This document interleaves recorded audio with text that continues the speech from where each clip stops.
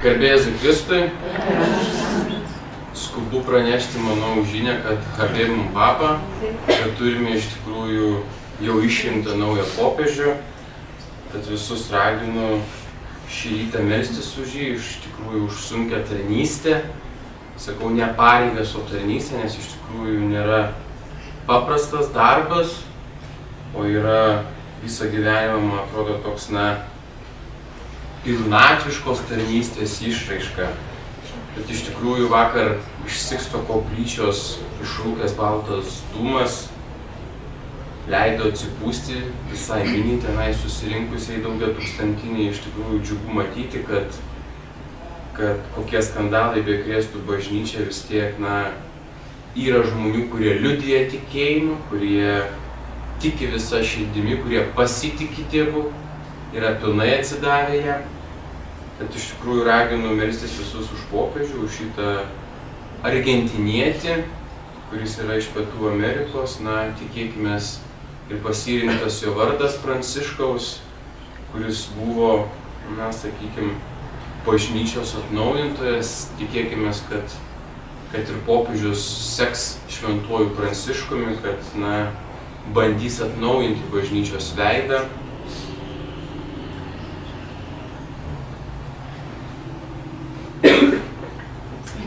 Iš Išėjimo knygos.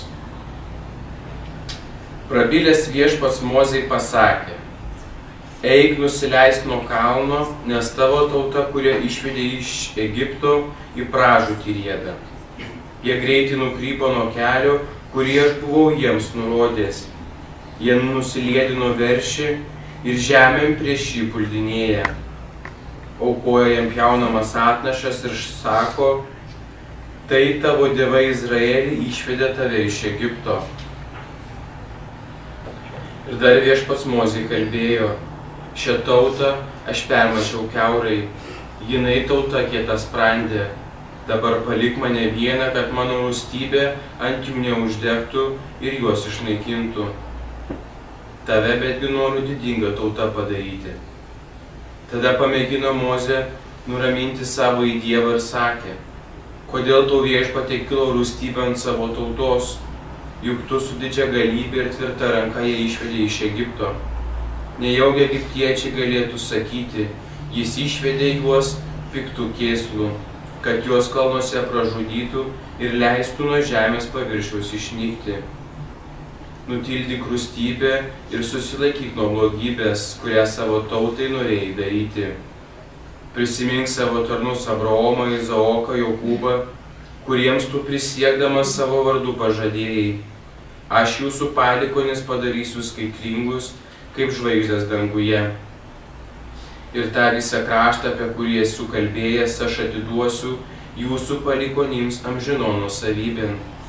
Ir Viešpats atsisakė blogybės, kurią savo tautai buvo grasinęs. Tai Dievo žodis. Vakar irgi skaitėme panašų skaitinį tik iš Naujojo Testamento, irgi apie santykį su Dievu. Čia irgi Mozė tautos vardu, reiškiasi, kalbasi su Dievu. Kaip tai atrodė, nežinau. Bet reiškiasi pats faktas, santykis.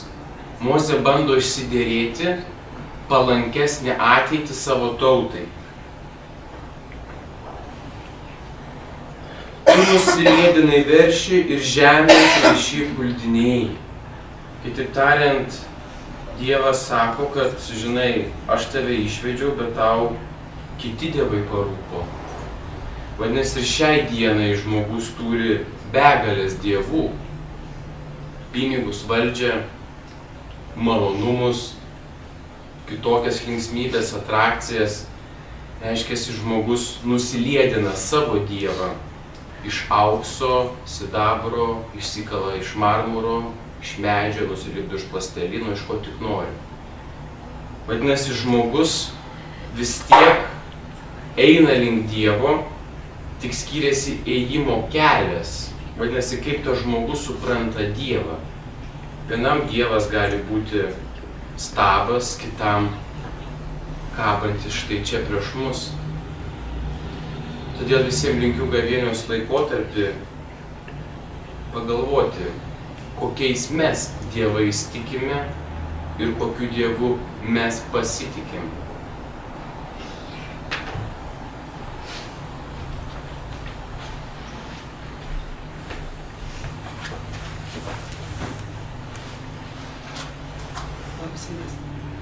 Tradiciškai skaitysiu žodį tarp mūsų.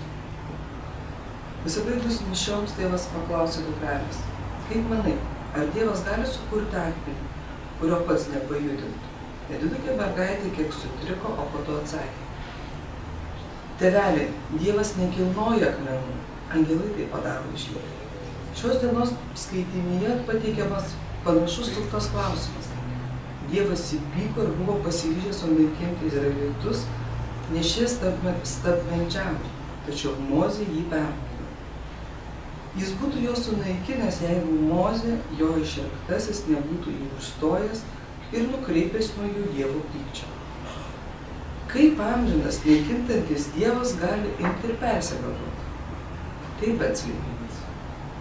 To tikriausiai niekuomet nesuprasime. Tačiau tikriausiai atkreipiame dėmesį šventajame rašte pasakojimas istorijas apie užtarimo maldos galią. Prisiminkime Abraomą, prašiusi Dievo nenaikinti miesto, jei tik jame atsiras keli teisūs žmonės.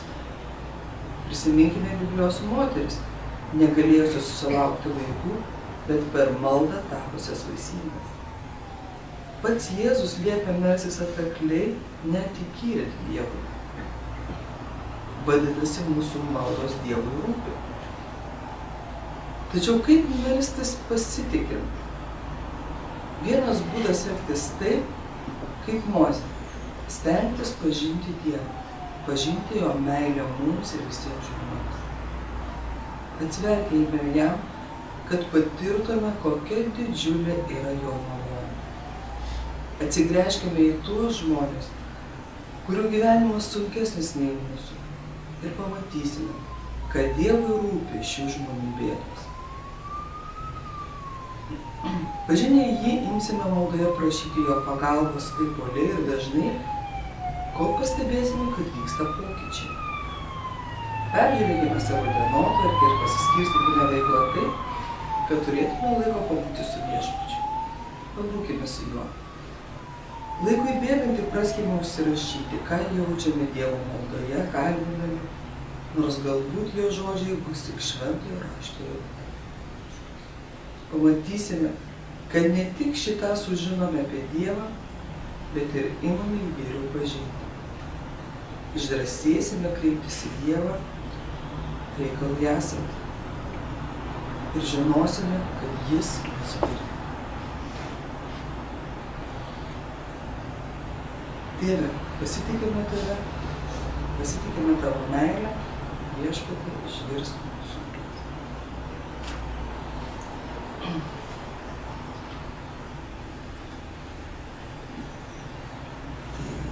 Tradiciškai, nekeisdami, tradicijų meldžiamės už tuos, kurie yra išvykę greka ir pakeliai vyką,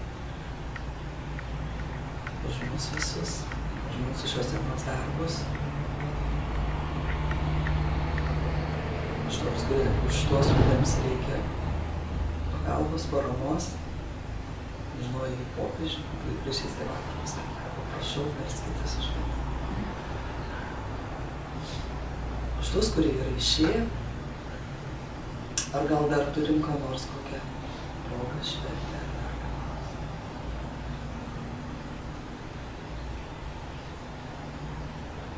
Už mus visus, kviečiu melstis ir šiandien, ar kviečiu 12 valandą mišias.